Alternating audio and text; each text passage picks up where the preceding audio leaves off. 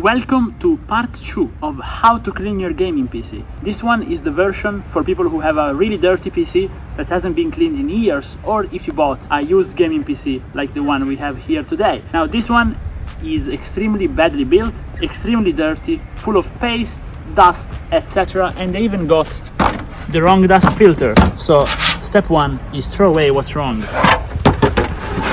Then, as you can see, the conditions are extremely bad. So the only thing we can do is to go ahead and clean it. So let's get started. Let me guide you through it. So step 1 is to buy an anti-static bracelet. Now you can find one of these on Amazon, okay? So how you do it is you put it on your wrist, then this thing, you plug it onto your table. Again, plastic, because plastic is a very good conductive material. At this point, you grab your garden hose, you open it up, and you just plug it into the PC. Now going ahead, throw this away, and now let's see how to water it the right way. So you want to focus on where the dust is. So if you have seen part 1, you know you want to follow the airflow when you use an air blower. Well, with water it's the same. So you want to push it through the front, out of the back, and inside of the CPU cooler, inside of the power supply, and if you have it, inside of your GPU. After this, you need to repaste everything because the paste will be damaged by water, but the components won't be damaged. I will also show you how to dry it.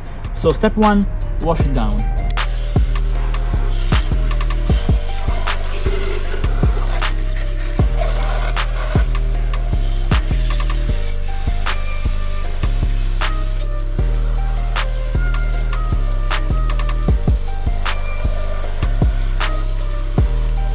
You then want to open up the whole PC, basically the back side, and wash it down there as well.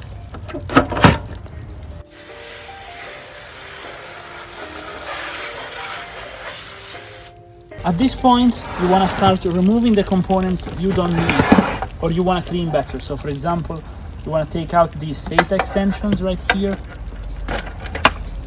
all these useless SATA cables. And you want to, in general, reduce the clutter inside your PC, okay? So in this case, we're also taking out these.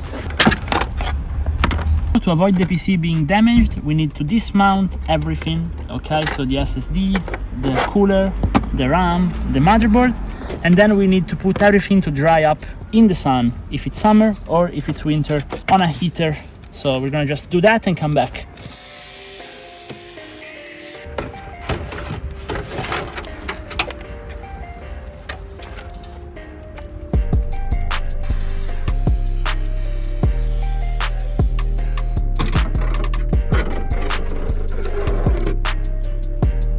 As you can see, we have everything now out to drain. We will wait a day, come back, mount it back.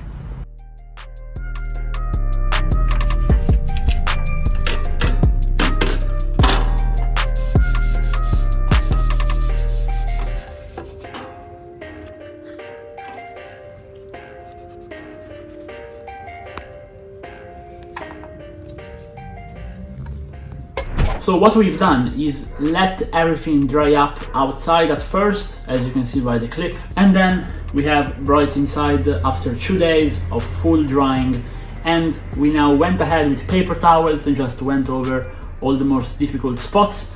But we can do this just because it's summer, and in Italy summer is especially hot. If you're doing this during the winter, you will need a heater. You will probably need to put basically everything to dry up as if you were cooking some meat, pretty much just there, you know, just let the water evaporate. But if you do all that, there will be no residues and the PC will be perfectly cleaned up and ready to go. Now I will also show you how the full build will come out once it's finished, because we're gonna rebuild this whole PC, but it will be a dedicated video on the channel. Talking about a few myths, you might be asking, won't water leave mineral residues on your components?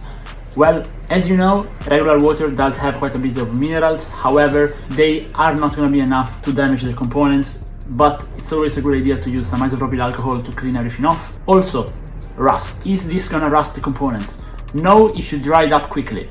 Being quick is everything that matters to do this properly. You need to be quick and to manually dry off all the water, but you can absolutely do it. Some people also go the extra mile and use an ultrasonic cleaner, like Brian from Tech City does. So you can just drop the components there, and that's going to be slightly better. Or you can also use basically deionized water, distilled water, and that's gonna work fine as well. But really you can use regular tap water. And no, this is not a meme, and my channel name is not a meme. Anyways, if this was helpful, please drop a like and a sub. I have many more tutorials ranging from hardware to software, through undervolting, overclocking and stuff. And please drop a sub, and see you in the next one, guys. Bye.